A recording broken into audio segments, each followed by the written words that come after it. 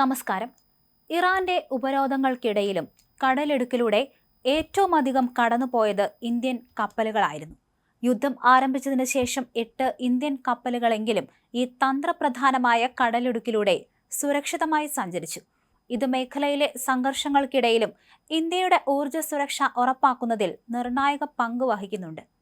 ഏകദേശം 94,000 ton LPG വഹിച്ചുകൊണ്ട് യുദ്ധമേഖലയിലൂടെ കടന്നുപോയ BW ടൈഗർ, BWM എന്നീ കപ്പലുകൾ ഈ പട്ടികയിൽ ഉൾപ്പെടുന്നു.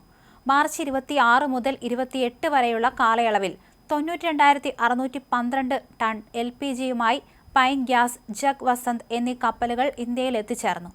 ഇതിനു മുമ്പ് മാർച്ച് 16-ന് ഗുജറാത്തിലെ മുദ്ര തുറമുഖത്തും മാർച്ച് 17-ന് കണ്ഡല തുറമുഖത്തുമായി 92,712 ടൺ LPGയുമായി MT ശിവാലിക്, MT നന്ദാദേവി എന്നീ കപ്പലുകളും എത്തിയിരുന്നു.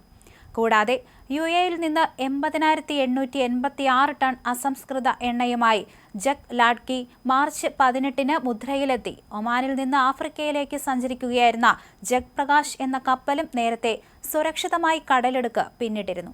കഴിഞ്ഞ വെള്ളിയാഴ്ച രാത്രി 46,650 മെട്രിക് ടൺ LPGയുമായി ഗ്രീൻസാനി എന്നീ കപ്പലും ഹോർമൂസ് കടലിടുക്ക് വിജയകരമായി താണ്ടി.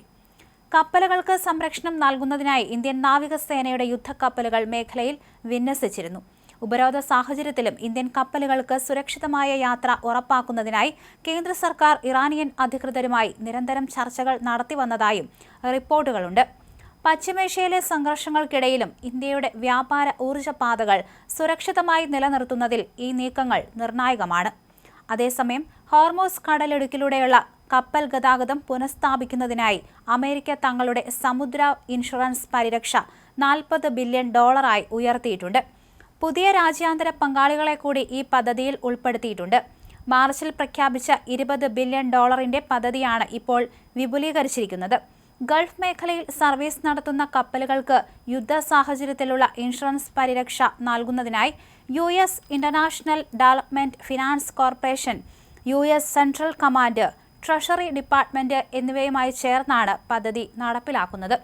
കപ്പലുകൾക്കും യന്ത്രസാമഗ്രികൾക്കും ചരക്കുകൾക്കും ഉണ്ടാകുന്ന നാശനഷ്ടങ്ങൾ പരിഹരിക്കാനാണ് തുടക്കത്തിൽ മുൻഗണന.